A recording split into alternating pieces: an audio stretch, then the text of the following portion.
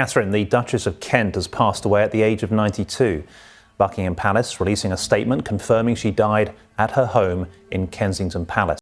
Katharine, the Duchess of Kent, has died at the age of 92. Buckingham Palace confirmed in an official statement that she passed away peacefully at her residence in Kensington Palace.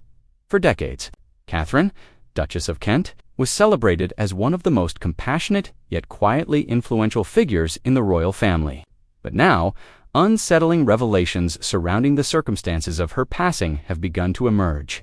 The palace's announcement that the family's oldest living member had died was followed by the traditional notice placed on the railings outside. Yet this notice hinted at something far darker than anyone expected.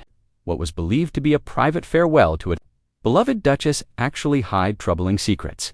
Stay with us as we uncover the shocking truth behind the death of Katharine, the Duchess of Kent. Katharine, Duchess of Kent, was always immensely proud of her roots.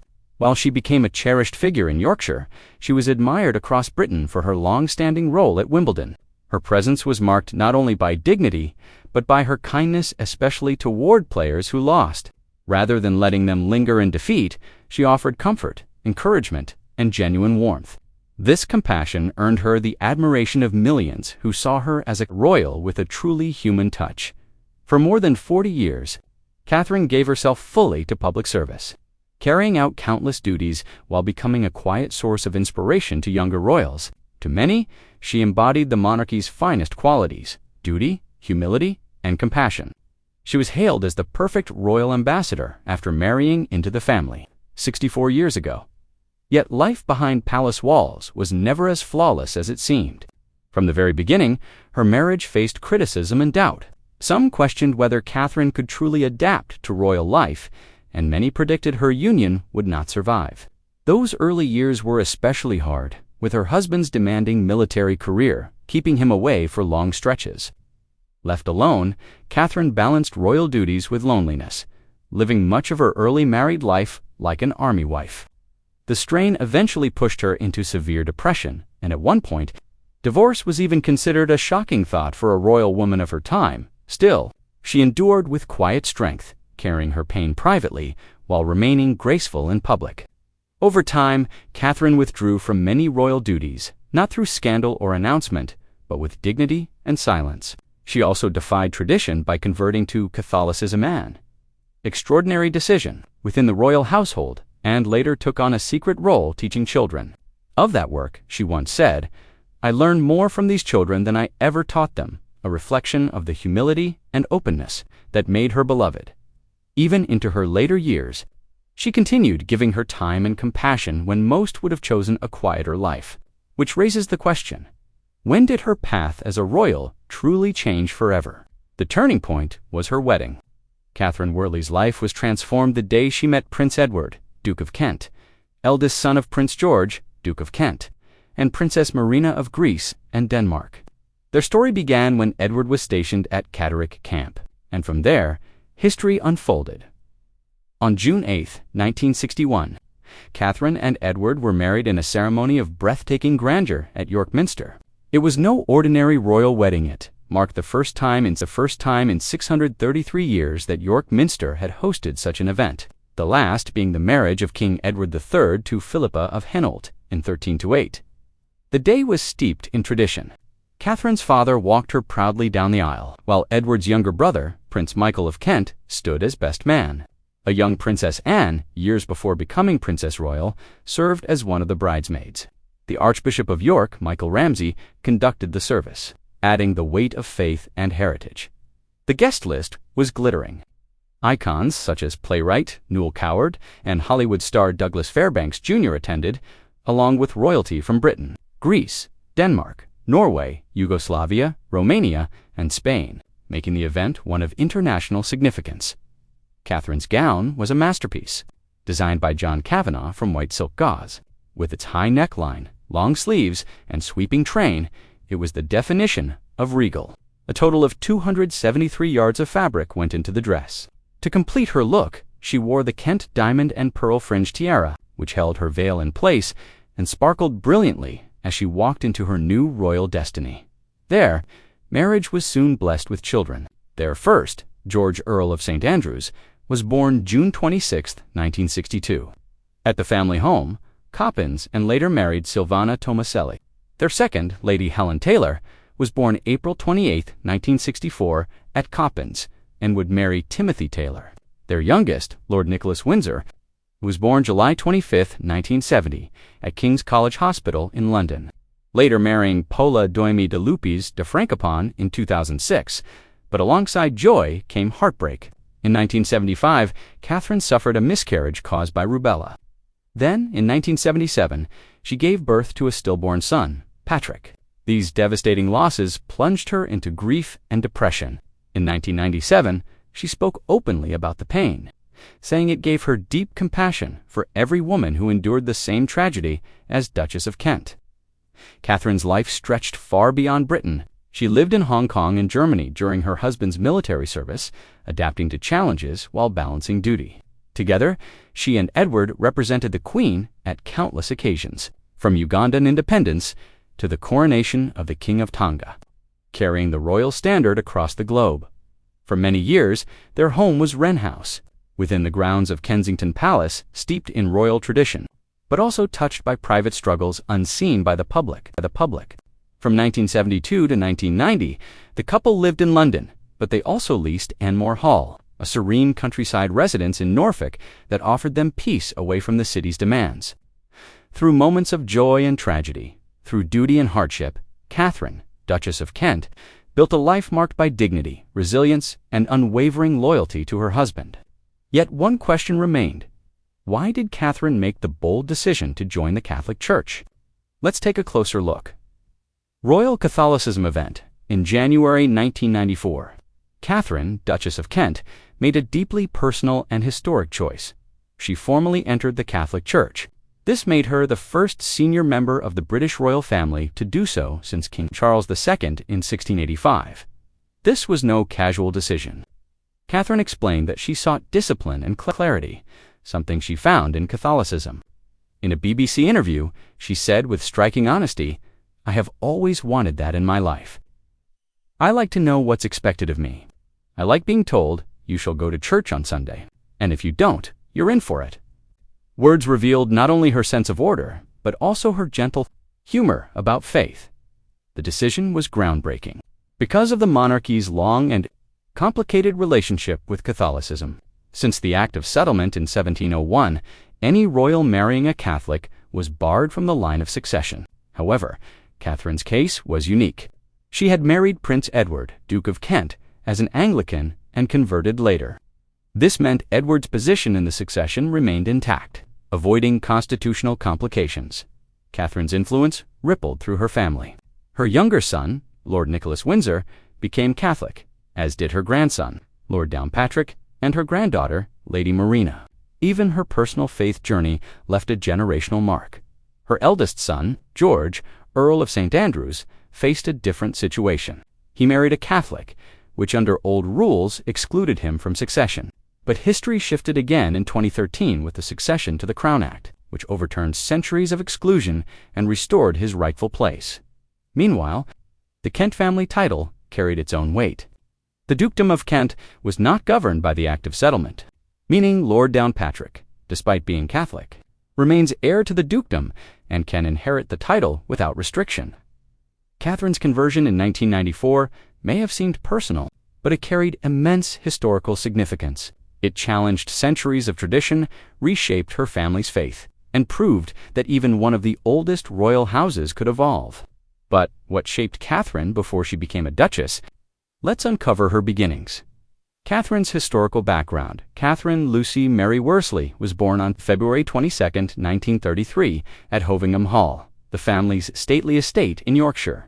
She was the youngest of 4 children and the only daughter of Sir William Worsley, 4th Baronet, who served as Lord Lieutenant of the North Riding, and his wife Joyce Morganbrunner, who lived from 1895 to 1979. Her heritage was steeped in both prestige and history. On her mother's side, she descended from the Brunner family. Her grandfather, Sir John Brunner, was a pioneering industrialist who founded Brunner Mondi, the company that later became part of Imperial Chemical Industries, IC. On her father's side, her lineage stretched back to the 17th century. She was directly descended from Oliver Cromwell, England's Lord Protector. Through his youngest daughter, Frances Cromwell, Lady Russell, April 2, 1933, at All Saints' Church in Hovingham. Her godparents reflected her family's broad connections, including her maternal uncle, Sir Felix Brunner, Major Sir Digby Lawson, her paternal aunt, Lady Colgate, and Margaret Darcy Fife of Nunnington Hall. Despite her privileged upbringing, Katharine's early education was unconventional. She received no formal schooling until the age of 10. Once she began, she attended Queen Margaret's School in York and later Rutton Hill School in North Norfolk. It was here that she discovered her passion for music. She learned the piano, organ, and violin, quickly becoming known for her dedication. By her final year, she had been elected the school's music secretary, organizing recitals and performances across Norwich. When she left school, Katharine had passed oral French and achieved high marks in English literature, proving both her linguistic skill and love for writing. But her love for music remained central. She deeply admired the celebrated cellist Jacqueline du Piar. Speaking about her later in the documentary, Who Was Jacqueline du Piar? By filmmaker Christopher Nupen, before fully finding her path, Katharine pursued different caring roles. She worked at a children's home in York, later at a nursery in London, and even applied to the Royal Academy of Music, though she was not admitted. Undeterred, she followed her brothers to Oxford, where she studied at Miss Hubler's finishing school on Merton Street. The school was intimate, with only 8 pupils, and Katharine spent most of her time immersed in music. Her studies were guided by 3 teachers, including the principal, Miss Hubler, who taught French literature, painting, and history. Katharine's finishing school studies included cookery and music, taught by a Viennese teacher who nurtured her artistic talent. This blend of heritage, discipline, and devotion to music shaped her into a woman who carried both history and art within her character. Though her path didn't follow traditional academic success, her persistence and passion gave her a unique voice first within her own family and later within the royal household itself. But what challenges did she face in her later years? Let's uncover them. Katharine Kent's hidden life in 1978. Katharine faced one of her most difficult periods when she was admitted to hospital for several weeks, with what was described as nervous strain. The BBC reported that she had been diagnosed with both celiac disease and Epstein-Barr virus. The conditions often mirrored chronic fatigue syndrome, leaving her exhausted and fragile. In 1999, she found herself caught in a rare royal controversy. After the death of a close friend, Katharine wanted to comfort the friend's 12-year-old son by allowing him to sit with her in the prestigious royal box at Wimbledon. However, the All England Club refused, sending her what was described as a cold letter from Chairman John Curry, reminding her that only royal children were permitted in the box.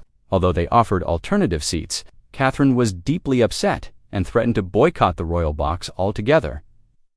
By 2002, Katharine made the quiet yet symbolic decision to step back from royal life. She chose to stop using the style Her Royal Highness and reduced her official duties. From that point forward, she was simply known as Katharine Kent, or Katharine. Duchess of Kent, though, in formal records, she remained HRH.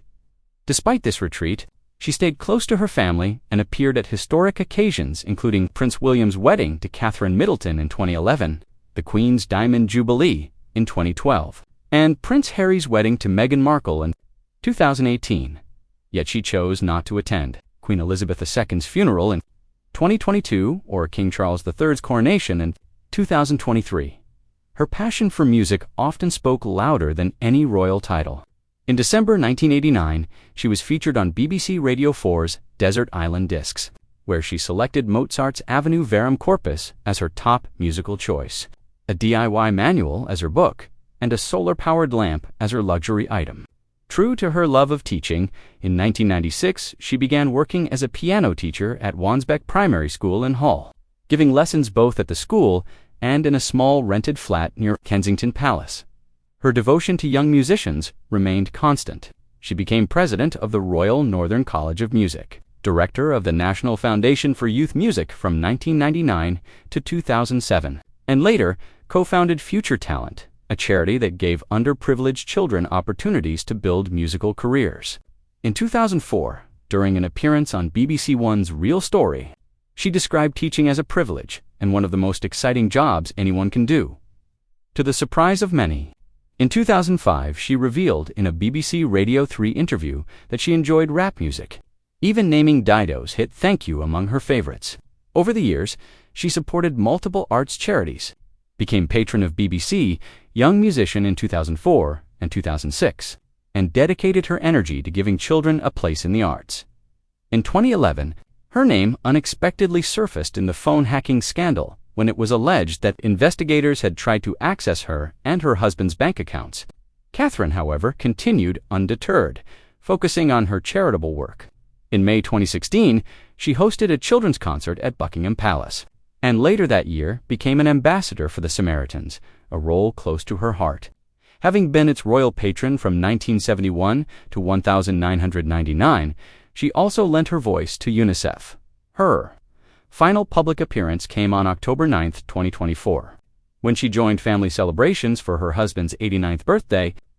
Less than a year later, on September 4, 2025, Katharine passed away at Kensington Palace at the age of 92. Buckingham Palace confirmed the news the following day as a mark of respect. Flags across royal residences and government buildings were lowered to half-mast, and a period of mourning was declared within the royal household. Her coffin would first rest in the private chapel at Kensington Palace before being taken to Westminster Cathedral for a reception on the eve of the funeral. The service, set for September 16, 2025, would be a historic occasion, the first royal Catholic funeral in modern British history, marked by a solemn requiem mass. Afterwards, she would be laid to rest at the Royal Burial Ground in France, closing the chapter on a remarkable, compassionate, and deeply human royal life. So, what do you think about the Duchess of Kent's passing? Was there more to her cause of death than Buckingham Palace revealed? Share your thoughts in the comments and don't forget to like and subscribe.